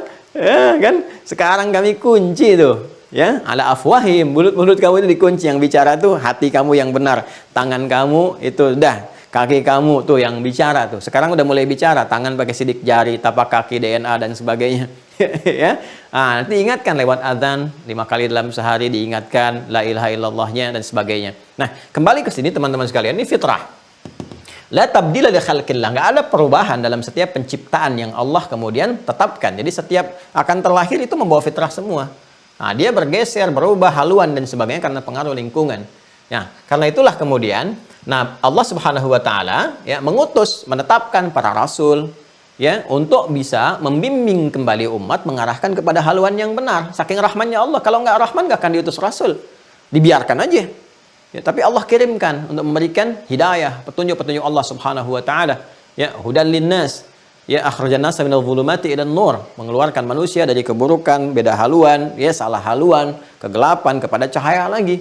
Allah nurus samawati wal ardh, kembali kepada Allah Subhanahu wa taala. Allahu waliyul ladzina amanu yukhrijuhum minadh dhulumati ilan nur. Quran surah ke-2 ayat 257, ya. Allah itu akan menjadi wali, ya, yang dimaksudkan di sini memberikan pendampingan, kemudian memberikan pertolongan, ya kan? Memberikan kebutuhan-kebutuhan ya, dan segalanya apa yang dibutuhkan oleh manusia sepanjang dia mau beriman ya, dan mengeluarkan mereka dari keburukan-keburukan, kegelapan kepada cahaya, bimbingan-bimbingan kehidupan. Jadi kalau kita memang benar-benar beriman dan mengamalkan inti keimanan itu, Allah akan melindungi kita, memberikan kemudahan dalam akses seluruh kehidupan kita ya. Kembali ke sini teman-teman sekalian. Nah, jadi yang pertama diperkenalkan oleh Allah Subhanahu wa taala, kemudian disampaikan kepada risalahnya kepada para rasul untuk mengenalkan, mengembalikan mereka pada fitrah sehingga sempurna kewajiban-kewajiban yang telah Allah berikan, tinggal Allah menuntut haknya kepada kita. Tinggal kewajiban kita memenuhi itu semua. Nah, dalam konteks inilah kemudian hal pertama kali yang diperkenalkan oleh para rasul, termasuk Nabi Muhammad SAW adalah kalimat fitrah, kalimat tauhid yang mengingatkan kita kembali kepada fitrah. Karena itulah di awal-awal masa risalah Nabi menyampaikan risalah kerasulannya, turun ayat-ayat mengenalkan pada kalangan kafir Quraisy pada saat itu dengan kalimat Rabb. Ya, maka ayat-ayat pertama, surah-surah pertama turun itu fase Makkiyah menggunakan Rabb. Ya, katakan, kata Allah, kul, katakan Muhammad SAW. Ya, katakan. Apa yang dikatakan? A'udzu bi rabbil falaq. Rabb. Pakai Rabb. Kul a'udzu bi rabbil falaq. Qul a'udzu bi rabbin nas. Rabb. Ya, jadi kalimat fitrah yang dikenalkan pertama untuk menyentuh kembali kedalaman fitrahnya. Nah, sekaligus mengecek parameter fitrahnya itu kuat nggak nih? Masih ada nggak nih sinyal-sinyalnya walaupun melemah gitu kan karena terlalu jauh dengan Allah. Kan ada di antara mereka itu yang sinyalnya masih kuat. Ya seperti Sayyidah Khadijah radhiyallahu taala anha, ya. Buhaira misalnya kan yang mengikuti ajaran Hanif. Awas tuh, ya, bukan pendeta tertentu itu ya. Nanti kita lihat tuh. Nah, kita lihat, nanti kita cek juga ya apa hal-hal yang terjadi secara sejarah, dibuktikan nanti pembuktian supaya tidak melebar, kita aksesnya ke situ dulu. Ya, Sayyidah Khadijah kan ketika mendengar qul a'udzu birabbil falaq, qul a'udzu birabbin nas, fitrahnya langsung naik. Oh, lihat tanda kenabian aja langsung kenal, ya kan? Wah, ini bukan sesuatu yang biasa gitu. Jadi ketika Rabb kalimat fitrah itu akan muncul tuh ting gitu. Ya, pernah terakses. Kan di digital juga begitu kan? Ya, bahkan di memori kita, bahkan kerja-kerja hal yang paling kecil pun seperti virus itu dan antivirus, ya di antibodi tubuh kita kan langsung mengenali kalau ada sesuatu muncul, tak langsung tek gitu, sinyalnya ketangkap.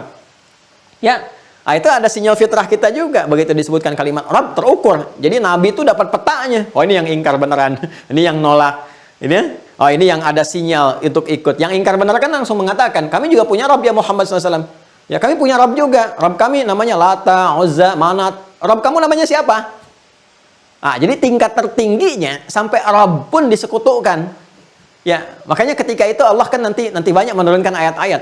Ya, di antaranya nanti Quran surah ke-22 Al-Hajj ayat 73. Ya ayyuhan nasu duriba mathalun fastami'u lah. Ya, innal ladzina tad'una min dunillahi la yakhluqu dzubaba. Ya, wala wajtama'u lah. Hai semua manusia, kami buat satu permisalan, ya kan? Maka simaklah baik-baik. Apa yang kamu panggil, yang kamu sembah itu, ya nyiptakan lalat aja nggak sanggup, walaupun mereka kumpul semuanya. Itu Lata, Manat, Uzza dan sebagainya kumpul. Itu nggak akan sanggup, bikin lalat aja nggak sanggup. Dan yang paling menarik, walaupun lalat hinggap itu di tempat dia nggak bisa tepis itu. Ya kalau bahasa apa Rusia itu digebah ya, gebah gitu. Jadi dia tepis aja nggak mampu, bisa jadi Tuhan katanya. Dia diajak bicara aja nggak jawab, ya dan sebagainya gitu. Ya itu sangat menarik. Tapi mereka kekeh, saking kekehnya mereka bertanya kan terus. Nah di sini tahapan itu untuk memetakan nih, mapping keimanan. Oh ini yang pengingkarannya kuat, ya Abu Jahal dan abu-abu yang lainnya gitu kan dan sebagainya. Oh ini yang apa namanya pengingkarannya itu levelnya syak, yang satu raib, yang satu syak. Oh ini yang kuat iman sinyal sehingga bisa diseleksi. Makanya muncul 40 terbaik, ya 40 terbaik. Ini as-sabiqun al-awwalun, orang-orang pertama masuk Islam itu kan yang sinyalnya masih kuat-kuat tuh. Ya di situ ada Abu Bakar As-Siddiq radhiyallahu taala anhu, Ali bin Abi Thalib, ya nanti bergabung kemudian yang lainnya Umar bin Khattab, Utsman bin Affan dan seterusnya, kemudian ada Sayyidah Khadijah dan seterusnya. 40 pertama yang terbaik. Yang terbaik ini nanti akan dikuatkan di bawah. Nah, ketika banyak bertanya, Rabb kamu namanya siapa? Kami juga punya Rabb dan sebagainya. Lalu setelah itu, setelah teridentifikasi semuanya, disampaikanlah ya nama yang mencakup keseluruhan dengan segala kemuliaannya, yang menggetarkan, yang kalau dibacakan dengan kalimat iman, orang yang menghunuskan pedang sampai jatuh pedangnya hanya disebutkan dengan nama ini saja, ya digunakan dalam sumpah dan sebagainya. Makanya jangan sembarangan menyebut nama ini. Kalau kita bacakan pakai iman, wah itu orang-orang yang akan mendolimi, mencelakai, yang macam-macam itu bisa gemetaran tuh, ya yang saat dibacakan dengan benar itu bisa bergetar, ya apa namanya perangkat-perangkat kehidupan dan sebagainya. Ya itu kalau benar-benar kita ucapkan, maka Allah perintahkan semua sifat-sifat yang melekat pada yang mereka namakan Rabb dan sebagainya, Allah tepikan semuanya. Yang dipertuhankan hancur dengan nama ini, semua hancur. Ya sesuatu yang ditepikan, dihabiskan, dihilangkan, dikikis habis sampai muncul yang murninya saja. Muncul yang murninya saja. Ya itu kata kerjanya, verbnya disebut dengan akhlas. Akhlasa. Ya. Ini asalnya dari kata khalasa, ya ditambah hamzah di depannya dari kata khalasa, ya khalasa, nah ditambah awalan hamzah. Ini dari kata khalasa. Khalasa itu bening, suci, murni tanpa campuran. Bening, suci, murni tanpa campuran, ya. Kalau melekat ke dalamnya punya identitas baik, bersih seperti water misalnya kan, air bersih, bening. Ya, bukan air putih ya. Kalau putih itu air susu. Air bening, gitu ya. Air bening, water, gitu kan? Water itu bening, bersih, suci, itu disebut dengan ma'ul khalis. Ya, yang bening. Nah, ma'ul khalis. Ya, khalisan sa'iran lisyaribin, bersih, nggak ada campurannya, bersih. Ya, kalau susu murni pun itu bisa disebut dengan khalis juga, ya. Ya, kadang disebut dengan halib. Kalau laban itu sudah diekstrak, bercampur. Ya, kalau halib itu baru diperas, ya kan? Kalau nggak bersifatnya, nggak bercampur dengan kotoran dan darah disebut khalis. Ya, atau air minum yang menyegarkan, khalisa. Ya, bersih, suci, murni dan sebagainya. Ya, Mama, wajahmu begitu khalis. Siapa itu khalis? Aku kan Aisyah. Tidak, bersih, suci, murni, tanpa jerawat, tidak campuran. Nah, itu khalis, itu suci, bersih, murni. Nah, kalau kita ingin menepikan segala yang mencampuri, ada air misalnya bercampur, ada pasirnya atau ada apa kan, kalau kita menggali, ngebor itu kan keluar air, masih ada pasir, kita ingin bersihkan supaya pasirnya terkikis, hilang, semua bersih. Nah, itu tambahkan di ilmu saraf itu nanti, ya di gramatikal bahasa Arab, ilmu saraf, ya ada nahwu, ada saraf, ada balaghah, ada arud nanti. Di ilmu saraf tambahkan hamzah di depannya. Nih, hamzah. Ini diantara fungsinya, diantaranya lil izalah. Izalah, untuk menepikan, menggelincirkan, menghilangkan satu hal yang melekat pada sesuatu. Ya, tambah hamzah. Cara gampangnya, harakat di huruf pertama pindahkan ke sini. Ya, ini kan fathah nih ya. Fathah, ini pindahkan ke sini. A. Karena ini sudah pindah, maka ini mati sukun. Maka dibaca akhlasa. Akhlasa itu menepikan, menghilangkan segala yang tidak terkait dengannya. Ya, dihilangkan, dibeningkan, dimurnikan. Akhlas. Kalau sudah bening, sudah murni, sudah bersih keadaan, sifatnya disebut dengan ikhlas. Akhlasa yukhlisu ikhlasan. Ikhlas. Nah, kalau kita ingin mengkhususkan sesuatu, khusus pada yang ini saja, bukan pada yang lainnya. Saya ingin bicara di aspek ini, bukan pada yang lain. Ya, seperti artikel the dalam bahasa Inggris, kan? Saya sering katakan car, there are so many car here. Ya, itu terlalu banyak sekali mobil di sini. Ya, but I mean this car, atau I mean this car. Saya maksudkan yang ini. Ya, mobil yang ini. Setelah kita paham, kita katakan the car, kan? Artikel kan, the car yang ini, bukan yang lain. Nah, itu di bahasa Arab, itu di padanannya adalah alif lam, al. Disebut dengan ma'rifah, al-ma'rifah. Ya, alif lam, tambah alif lam depannya. Maka, khalasa, tambah a jadi akhlasa, tambah sifat keadaan yang sempurna disebut ikhlas, tambah alif lam jadi al-ikhlas. Al-ikhlas. Oh, sudah kalau sudah begini. Turunkan surah Al-Ikhlas. Yang saat diturunkan, maka semua yang terkait dengan aspek ketuhanan yang diklaim oleh ini, oleh itu dihilangkan semua, ditolak. Begitu disebutkan nama ini, gugur semua yang lain. Ya, nggak ada yang dipertahankan kecuali yang ini saja. Makanya ketika mereka banyak mendesak, siapa nama Rabb itu? Siapa namanya? Kata Allah langsung turun. Difirmankan kepada Nabi Muhammad SAW. Kul, katakan Muhammad SAW. Tuh. Jadi kalau ada rahasia kul di dalam Al-Quran, rahasia kata kul, ini juga menguatkan kenabian dan kerasulan Nabi Muhammad SAW. Ya, jadi kalau ada yang menuduh ini Quran rekayasa Nabi Muhammad, itu bisa dibantah dengan gramatikal Al-Quran sendiri. Nggak ada orang menyampaikan sesuatu dengan bahasa katakan. Kan kalau buatan sendiri langsung aja disampaikan. Ya, kalau ada bahasa perintah, katakan, berarti ada yang menyuruh. Ya kan? Ada yang memerintahkan. Ya, maka diperintahkan oleh Allah supaya murni kalimat itu, ya, sempurna itu, dan tidak menunjukkan satu rekayasa tertentu, langsung disampaikan apa adanya. Wa may yantiqu 'anil hawa in huwa illa wahyu yuha. Semua wahyu turun. Kul, katakan Muhammad sallallahu alaihi wasallam. Huwa yang disebut dengan Rabb itu, yang sesungguhnya, yang sejati itu, yang kamu sering banyak tanyakan itu, kul huwa, ini huwa. Nah, huwa yang dimaksud Rabb itu Allah. Ya, ketemu nih tuh. Dari mulai kalimat fitrah sampai ketemu ini. Kul, katakan Muhammad SAW. Huwa yang dimaksud Rabb itu bukan seperti yang kalian gambarkan, bukan yang selama ini ada di bincangan masyarakat sehingga dipertuhankan, sehingga dijadikan sebagai Rabb dan sebagainya. Padahal dia bukan Rabb yang sejati, kata Allah, ya kan? Begitu turun kalimat kul huwa, katakan Allah namanya, maka gugur semua yang lainnya. As-Samad, ini yang seharusnya di tempat bergantung, bukan Kelata, Manat, Uzza dan yang lain-lainnya, kata Allah, maka gugur semuanya. Yang tempat bergantung yang sesungguhnya satu, Allah ini. Ya, kul huwallahu ahad. Ya, sifatnya ahad, satu, tunggal. Bukan seperti yang kalian katakan ada banyak, Lata, Manat, Uzza dan sebagainya. Ya, Allah yang dimaksudkan punya sifat ahad. As-Samad, ini yang jadi tempat bergantung. Ya, satu. Nanti kita akan turunkan lagi yang lainnya.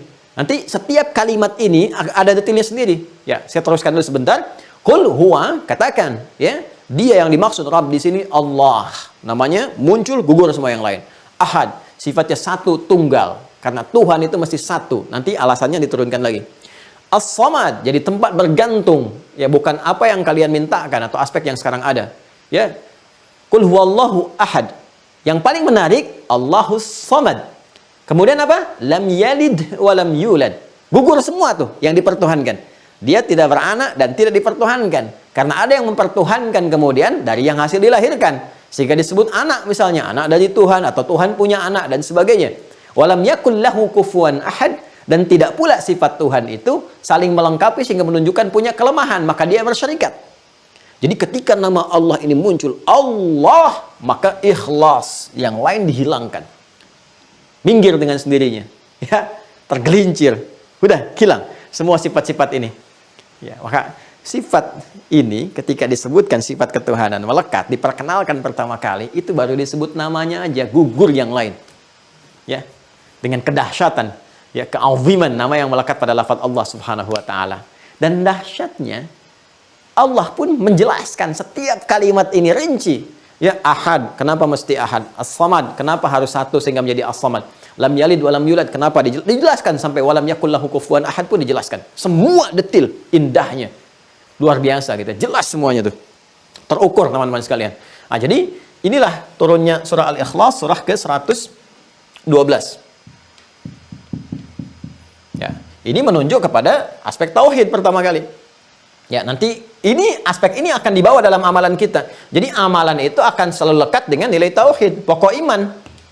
Ikhlas itu gambaran dari keimanan. Makanya kita nggak akan pernah menunaikan ibadah kecuali membawa aspek iman ini, pokok keimanan ini. Ya, ikhlas itu sifatnya orang yang berusaha untuk menjaga keikhlasan, membeningkan, membawa nilai-nilai keimanan untuk menuhankan, mentauhidkan Allah, itu namanya disebut mukhlis. Akhlasa yukhlisu ikhlasan fahuwa mukhlis. Jamaknya disebut mukhlisun. Ya, kalau dijarkan disebut mukhlisin. Jar itu yang jadi objek, diperintahkan. Jadi objek. Maka turun Quran surah 98 ayat 5. Quran surah 98 ayat 5. Ya kan? Al-Bayyinah. Wa ma umiru illa liya'budullaha ibadah mukhlisin lahu ad-din. Wa ma umiru, dan tidaklah kita diperintahkan liya'budullaha, untuk menyembah Allah, pembuktian keimanan kita. Ya, wa ma umiru illa liya'budullah, dan tidaklah kita diperintahkan untuk beraktivitas, berkehidupan di dunia ini illa liya'budullah, kecuali dalam rangka semua beribadah kepada Allah. Ya, termasuk dalam aspek muamalah, beribadah kepada Allah. Tapi cara beribadahnya bagaimana? Mukhlisin, ini orangnya ikhlas. Beribadah membawa nilai-nilai tauhid. Lakukan karena Allah, bagian refleksi dari keimanan kita, membawa nilai iman, itu yang dinilai sebagai pahala. Ya, lahu, hanya untuk Allah. Mukhlisin lahu, untuk Allah. Ad-din, dalam rangka mempraktekkan ad-din. Semua nyambung teman-teman. Tunjukkan satu ayat aja yang lepas dari konsepsi ini. Indahnya Quran itu begitu. Nanti kalau sudah hafal tuh enak gitu, temukan sini, nyambung semua. Sampai kita berkata, fabi ayyi ala'i rabbikuma tukadziban. Ya, itu luar, nyambung semuanya. Wa ma khalaqtul jinna wal insa illa liya'budun. Tidak aku ciptakan jin dan manusia kecuali untuk mempraktikkan nilai ibadah dalam kehidupan. Ibadahnya bagaimana? Mukhlisin lahu ad-din. Makanya muncul istilah amal mesti ikhlas, amal mesti ikhlas. Apa maksud amal mesti ikhlas? Lakukan karena Allah. Berlepas dari sifat-sifat yang bertentangan dengan nilai tauhid. Aspeknya ke situ. Nanti muncul bab-bab turunannya. Lalu kalau saya mengharapkan surga, bagaimana, masuk kategori ikhlas atau enggak? Nanti ada bab yang lain. Kita jawab. Ya. Nah, ini turunannya. Ini, kita baru satu ini. Ya. Nanti ini pun didetilkan lagi oleh Allah. Oh, sampai habis papan tulis nih. Waktunya masih ada nggak? Gitu ya. Jadi, Masya Allah. Nanti kita pasang 2 tuh biar panjang. Meja pingpong aja panjang, masa papan tulis enggak? Ya. Sini ya teman-teman ya. Alhamdulillah tuh. Nah, kita masuk ke tunjukkan nilai-nilai kebaikan. Jadi cerminan keislaman tuh masih ditampilkan. Yang paling utama adalah bentuk akhlak, ya kan? Perilaku dan sebagainya. Ya, dan semua punya hak untuk mendapatkan kesolehan. Siapapun itu ya, profesi apapun, termasuk atlet dan sebagainya. Sekarang Masya Allah tuh, atlet-atlet tuh udah ekspresinya udah mulai sujud, jaga waktu sholat, udah mulai ngaji. Terus sekarang merambat kepada yang lain-lainnya gitu kan, dan Masya Allah gitu. Yang penting berkehidupan. Kalau memilih untuk beriman dan sebagainya, itu pilihan masing-masing. Tugas kita hanya menampilkan keindahan risalah Islam, sehingga menjadi dakwah yang indah dalam kehidupan. Kita tidak paksakan la ikraha fiddin, tapi semua punya konsekuensi ketika kembali kepada Rabb yang hak. Ya, indah ya. Nah, sekarang detailnya bagaimana? Qul huwallahu ahad. Satu kan? Tulis di mana ya? Masya Allah. Oh, saya ini sudah mencoba memberikan sebaik mungkin apa yang saya dapat tuh ya.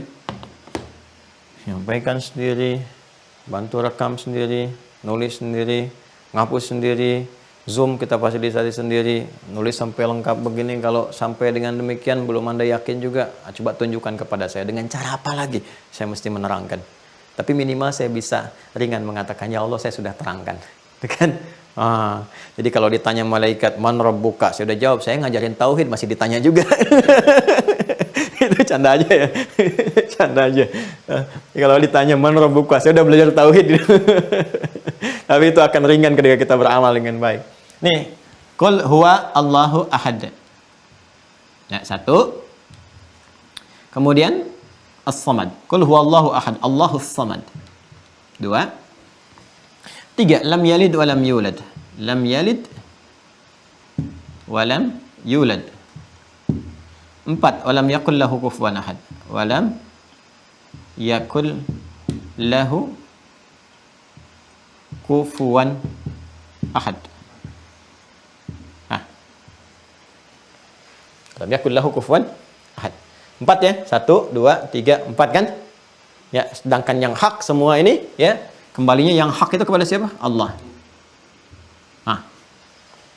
Tuh, kalau kita gabungkan hitung dari sini ini yang maha satu kan? 1 kan? 1, 2, 3, 4, berapa? 5. Selalu 5 ya. Nah, ini yang haknya nih. Ini turunan-turunannya. Ini dijelaskan lagi nanti. Ya. Saya minta 5 menit aja ya, 5 menit ya, supaya kita nanti nggak besokin gitu ya, nggak besokin nanti kalau nggak sampai 5 menit berarti besok. Lihat sini, Qul huwallahu ahad. Ini ada tafsirnya sendiri. Ya, dalilnya dulu ya, tulis dalilnya dulu ya. Jadi Al-Quran diterangkan oleh ayat Al-Quran lagi. Ini sudah. Kita turunkan Quran. Sudah? Surah kedua Al-Baqarah dulu, ayat 163. Nanti kita akan bahas apa bedanya wahid dengan ahad, ya. Di sini wa ilahukum ilahu wahid, ya. Sudah? Nanti kita akan turunkan. Kemudian Quran surah ke-21 ayat 22. Dah? Quran surah 2 ayat 63, Quran surah 21 ayat 22. Ya, kita bahas dari namanya dulu ahad apa, bedanya dengan wahid apa, terus kenapa Tuhan mesti ahad. Ya kan? Tidak menggunakan ini gitu ya. Tidak banyak gitu ya. As-Samad, tempat bergantung untuk diminta, kita tunjukkan satu dulu, Quran surah ke-17 ayat 110. Dan nanti logikanya kita terangkan akan terkait berkelindan semuanya. Makanya ketika as-samad itu kan tempat bergantung kan memohon, meminta. Ya, memohon. Makanya ketika kita meminta nanti nama ini akan disebutkan lagi. Qulid Allah awid ar-Rahman ayyamma tad'u falahul asmaul husna. Walillahil asmaul husna. Tapi ada kalimat yang menunjuk kepada bersimpuh bermohonnya ada di Quran surah 17 ayat 110. Qul katakan, ud'ullah, qulid Allah. Ya, qulid Allah. Katakan, kalau kamu ingin bersimpuh memohon ya, menjadikan sebagai tumpuan, sebut nama Allah. Allah. Sini lagi ya. Baik, Ar-Rahman ayyamatadu falahul asmaul husna. Lam yalid wa lam yulad, tidak beranak dan diperanakan. Berarti ini kalau setiap disebutkan teman-teman berarti sifatnya terjadi waktu itu. Ya, jadi ada yang Tuhannya itu enggak esa tapi banyak. Ya, bersyirikat. Kemudian ada yang kebergantungannya bukan kepada Allah, ya, sehingga menyebut bahkan kepada dirinya sendiri nanti. Ya, ada yang dia nggak mengatakan Lata, Manat, Uzza atau yang lainnya, tapi dia menuhankan diri sendiri. Itu di Quran surah 45 ayat 23 Al-Jathiyah. Ya, Quran surah ke tambahan ya 45 ayat 23. Afara'aita man ittakhadha ilahahu hawa? Apakah engkau tidak pernah perhatikan ada orang-orang yang menjadikan hawa nafsunya sebagai tuhannya? Ah, itu ya. Nanti ke sini. Jadi pusat as-samadnya hawa nafsunya. Bagian gimana nafsunya aja. Jadi menilai keyakinan orang lain juga dengan nafsunya aja, ya.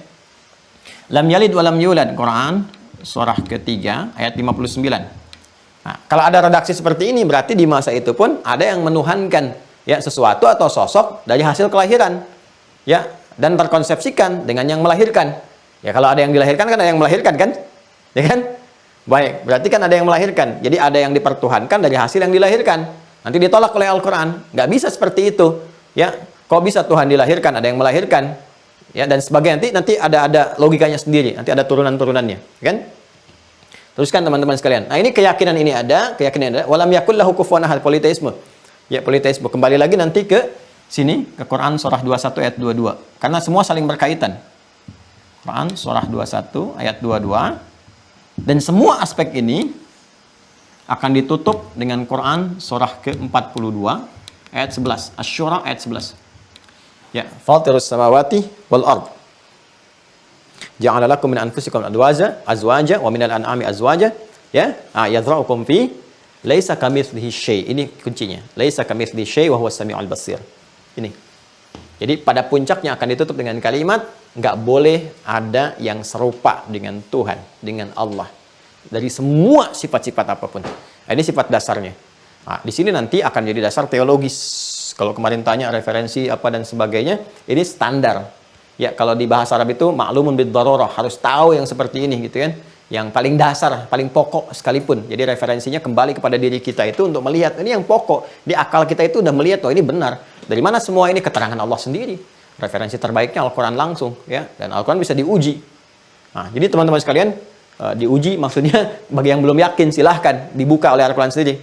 Ya, Qul in kuntum fi raibin mimma nazzalna ala abdina fa'tu bi suratin min mithli, dan seterusnya ayat. Kembali ke sini ya. Nah, jadi pokok dasar dari semua itu kembali ke Quran surah 42 Asy-Syura ayat 11. Ya, ini dasar yang paling pertama. Jadi kalau kita ingin menetapkan Allah sebagai Tuhan, mengenal Allah nih. Ya kan kita ingin mengenal Allah sehingga menetapkan kebenaran Allah sebagai Tuhan. Dasar yang pertama apa? Maka Allah membangun logika yang logis sekali. Menyampaikan sebuah cara berpikir yang sangat logis yang seharusnya diterima oleh siapapun dengan dasar ilmu yang benar. Makanya di Quran surah 3 ayat 18 jelas kalimatnya, wa ulul ilmi qa'iman bil qist. Ya, sepanjang manusia itu punya ilmu dan ilmunya benar. Ya, bukan untuk mencari pembenaran tapi digunakan perangkat yang digunakan untuk mencari kebenaran. Ya, pasti akan menemukan yang hak, yang benar. Maka standar yang dibangun pertama sekaligus saya coba simpulkan dulu di akhir ya. Standar yang pertama dibangun sifat Tuhan itu. Kenapa kita tetapkan Allah yang benar dan kita tepikan yang lainnya? Maka Allah berikan gambaran yang logis kepada kita. Pertama, ya, ini standar untuk menetapkan ketuhanan. Tidak boleh ada yang serupa dengan Tuhan. Ya. Tidak boleh ada yang serupa. Ya. Laisa kamitslihi syai' bahasa Al-Qur'annya. Ya, nggak boleh ada yang serupa dengan Allah. Kan jelas kan? Logis kan? Ya, kalau ada yang serupa berarti ada Tuhan yang lain. Ya kan? Dan yang punya sifat-sifat itu berpotensi di Tuhan. Makanya Tuhan itu, teman-teman sekalian, sifat dasar pertamanya, nggak boleh ada yang serupa dengan Tuhan. Dari sifat dasar inilah kemudian turun penjelasan-penjelasan ini. Bagaimana kita bisa menjelaskan dengan detail kata ahad ini, dan mengorelasikan dengan lafaz Allah. Bagaimana kita bisa menjelaskan detail fungsi tidak ada yang serupa dengan as-samad, fungsi tidak ada yang serupa dengan lam yalid walam yulad, dan walam yakul lahu kufuwan ahad. Nah, itu yang akan kita bahas nanti esok hari. Ya. Tapi dasar logika ini mesti tertanam dulu pada diri kita. Ya, pada bagian yang pertama ini. Nanti detail penjelasan keseluruhannya esok hari saya uraikan supaya lebih bisa dipahami dengan baik. Paham ya? Insya Allah ya. Dari awal sampai akhir. Ya. Perlu diulang? Tidak perlu. Kalau mau diulang, review ya video masing-masing, dilihat kembali sebelum masuk ke ujian. Nah, nanti ini dipahami dengan baik. Besok kita jelaskan secara detail lagi. Jadi nanti kita sudah hatam tuh insya Allah. Ya, jadi kalau ada pertanyaan-pertanyaan, kenapa menuhankan Allah, kan? Kenapa Tuhan kamu harus pilih Allah, kenapa agamanya Islam, kita bisa jawab. Jawabannya bukan hanya secara dalil, tapi secara rasional juga kita jelaskan. Jadi kalau ada orang yang belum beriman, jawab secara rasional dari pendekatan Al-Quran. Kalau ada orang sudah beriman, jawab pakai dalil. Kalau ada orang mengaku beriman pakai dalil nggak yakin, dipertanyakan keimanannya. Gitu ya, jelas ya. Nah, nanti pertanyaan ini itu menariknya di Quran disampaikan kasus-kasus. Kasus-kasus ini nggak pernah disebut kepada siapa dan kapan kejadiannya. Ya, di Quran itu selalu menyampaikan ada gambaran yang sifatnya jelas, terukur, gitu ya, kejadiannya menimpa siapa, ada yang umum sifatnya. Ya, misalnya kayak di Quran surah 45 tadi ayat 23, afara'aita man ittakhadha ilaha hawa. Apakah engkau tidak memperhatikan ada orang menjadikan nafsunya sebagai Tuhan? Nah, itu kalau ada kalimat umum begini di ilmu tafsir, ini di antara pemaknaannya, maka hal seperti itu seringkali akan terjadi di setiap masa dengan tokoh dan kemasan yang berbeda. Jadi casingnya ganti, cuma isinya sama saja. Ya, mungkin pemikiran yang terwariskan, gitu ya. Ada genealogi pemikiran Abu Jahal yang terwariskan sampai dengan masa-masa berganti gitu, dan lain-lain sebagainya. Nanti kita akan dapati. Karena itu kalau mendapati yang seperti itu, casingnya apapun, nanti saya turunkan deh beberapa tata kelola pemikiran dengan pertanyaan-pertanyaan supaya kalau dapat pertanyaan seperti itu lagi ada jawabannya. Ya, nanti kita gampang tuh. Misalnya nanti ada paham relativisme, itu kan, yang semua serba relatif, nggak ada kebenaran mutlak, jangan merasa benar, misalnya kan. Yang paling benar hanya Allah, yang lain nggak benar, ya kan? Nah, tapi kita bertanya bagaimana Allah menjelaskan kebenaran itu kepada kita sehingga mendapati kebenaran mutlak. Jadi nanti ada jawaban-jawaban yang secara pemikiran nanti kita bedah, ini kerancuan berpikirnya di sini, ya kan? Cara menjawabnya seperti ini. Jadi kita konsentrasi kepada pengetahuannya, ya. Kita tidak menyoal orang per orang, tapi kepada pemahaman. Ya, pemahaman ini kalau kita sampaikan dengan benar, maka menjadi objektif, ya, menjadi baik juga dan mulia dalam penyampaian, dalam macam-macamnya. Jadi terukur bahasan kita ke pemikiran. Ya, termasuk misalnya tadi kan syahadat, kalau paham ini sudah bisa menjawab sendiri. Ya, apakah orang dengan bersyahadat saja sudah pasti masuk surga, ya kan? Nah, seperti apa konsepsinya? Terus dia kalau beriman kurang amal soleh bagaimana? Hadis nanti akan menjelaskan. Babnya komplit sekali. Ya, saya kira ini teman-teman sekalian. Semoga Allah meridai kita semua dan semoga Allah menerima apa yang telah kita kerjakan sebagai amal soleh untuk kita semua. Terima kasih. Allahumma taqabbal minna innaka antas sami'ul alim wa tub 'alaina innaka antat tawwabur rahim. Rabbana atina fid dunya hasanah wa fil akhirati hasanah wa qina adzabannar. Allahumma arzuqna ya Allah min baqiyati hayatina hayatan thayyibah wa akhir hayatina husnal khatimah. Wa sallallahu ala sayyidina Muhammad wa ala alihi wa sahbihi ajma'in. Allahumma rabbana atina fid dunya hasanah wa fil akhirati hasanah wa qina adzabannar. Wa akhiru da'wana subhanakallahumma bihamdika nashhadu an la ilaha illa anta nastaghfiruka wa natubu ilaik. Walhamdulillahi rabbil alamin. Assalamualaikum warahmatullahi wabarakatuh.